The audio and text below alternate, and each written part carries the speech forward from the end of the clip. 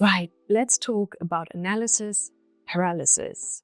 Psychological phenomenon that occurs when someone is unable to make a decision due to overthinking a problem or situation. It can happen when someone is faced with too many variables, or when they are afraid of making a mistake or experiencing a negative outcome. For example, a study about the paradox of choice by Schwartz highlights how having too many options can lead to decision paralysis or analysis paralysis. Participants in experiments were more likely to make a purchase when offered 6 options compared to 24 options, as the abundance of choices led to overanalysis, frustration, and ultimately inaction. So the key finding here was that excessive choices increased the cognitive load, reducing satisfaction and the likelihood of making actual decisions. Why?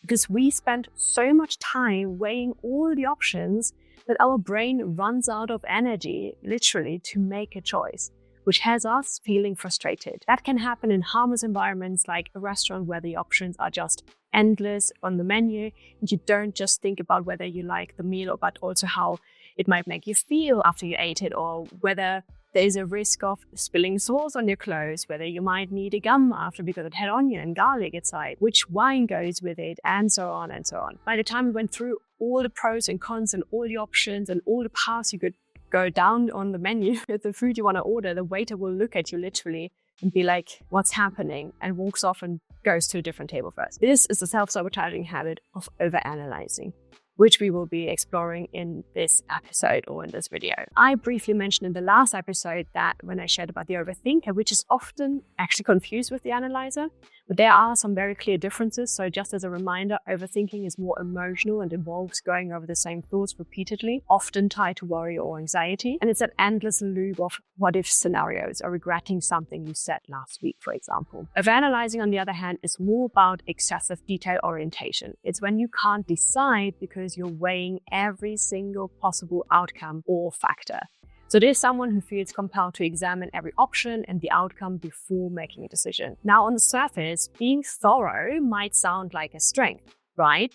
And it can be in certain situations. Of course it can be. Of course we need to think about things. We can't just jump blindly into everything. But when the analyzing becomes excessive, it can keep you stuck. So instead of taking action, you end up trapped in a mental loop where you review the same information over and over and over again without ever feeling fully confident to move forward. And here are some signs or some other telltale signs that you might be an analyzer or that you maybe have those self-sabotaging tendencies. One, as you mentioned, decision fatigue, because you spend so much time weighing all the possible outcomes that by the time you're ready to decide, you feel completely drained.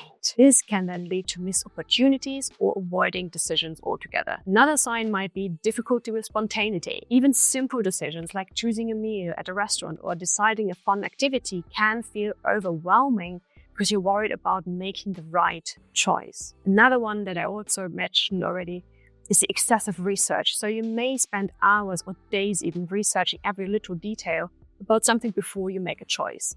Whether it's about making an investment in your business or deciding which brand or bike to buy, you basically have a need almost to know everything, and that keeps you stuck in this research mode. But why do we develop these tendencies? So for most of us, and so very common with all other self-sabotage types, this one too is rooted in fear, specifically the fear of making mistakes or encountering an unexpected outcome. Because unexpected outcomes or uncertainty and the unknown is basically seen as danger, right, by our brain. It's not seen as safe because we don't know it as safe. So overanalyzing can feel like a way to gain control over a situation. And if you ever thought, if I just get a little more information, then I can be 100% sure, then you know what I mean. We also develop these tendencies from a desire for certainty because we don't like the uncertainty. So in a world that's constantly changing, it's normal to want to feel secure and safe in your decisions. But the truth is, we will never have all the answers. Life and work and business and whatever you're doing comes with a certain amount of risk at all times. And trying to eliminate that risk by overanalyzing often backfires. Instead of preventing mistakes, it creates a barrier to action. It keeps us stuck and stagnant. And let's not forget about the pressure for perfection. When we feel like everything has to be flawless, We spend endless hours trying to make the perfect decision, but the reality is that perfection again doesn't exist. The constant need for analysis is often just a defense mechanism to avoid making any choice that could go wrong.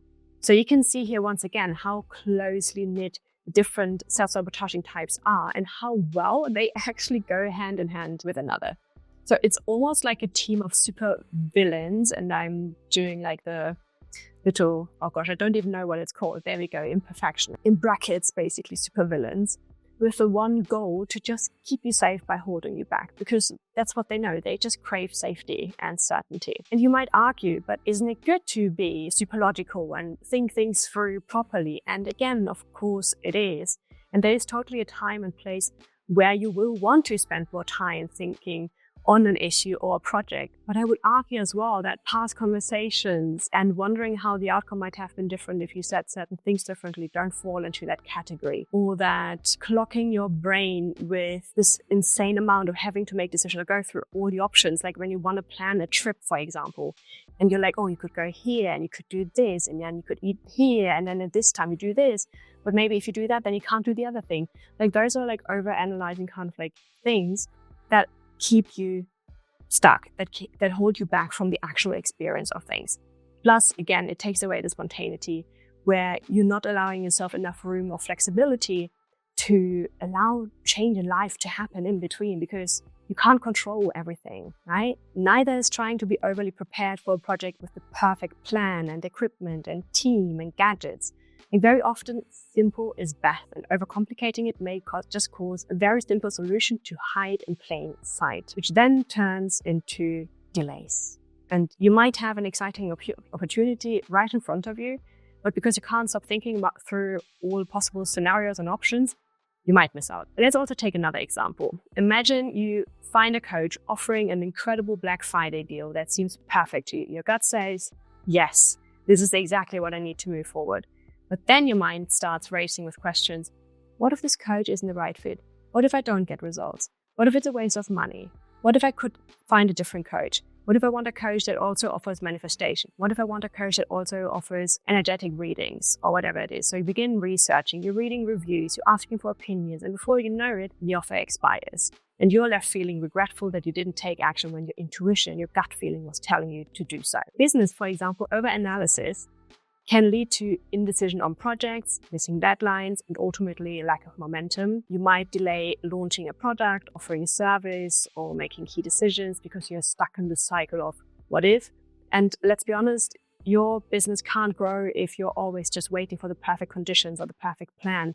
Sometimes you just gotta dive in and almost bite the bullet. Yeah, let's say bite the bullet. How do we work through these analysis paralysis tendencies though?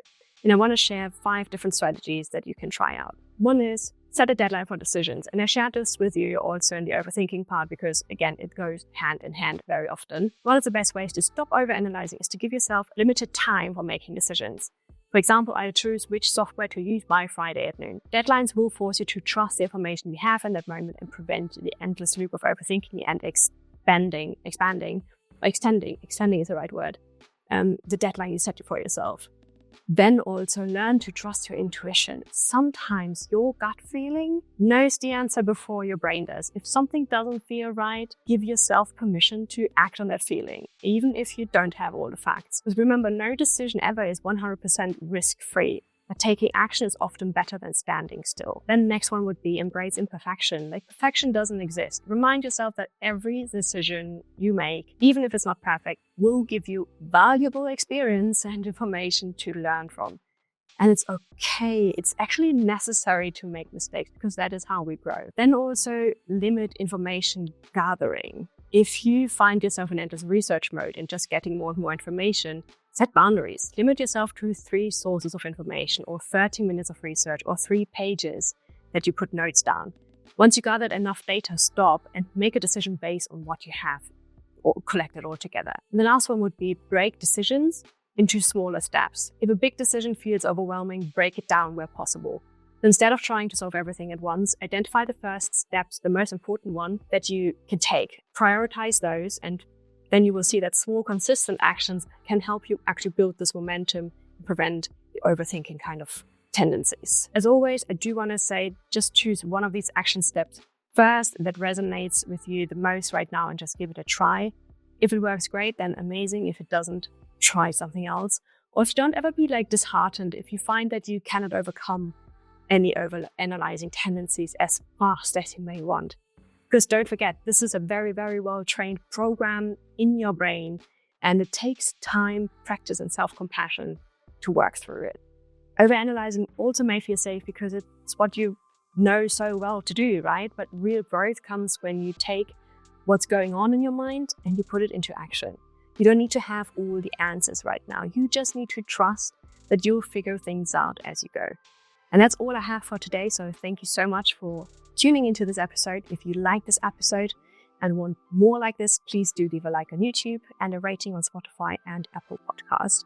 It's a couple of taps for you that mean the world to me and will help this podcast to reach many more people. So thanks for watching and listening, and I will see you again soon with a new episode.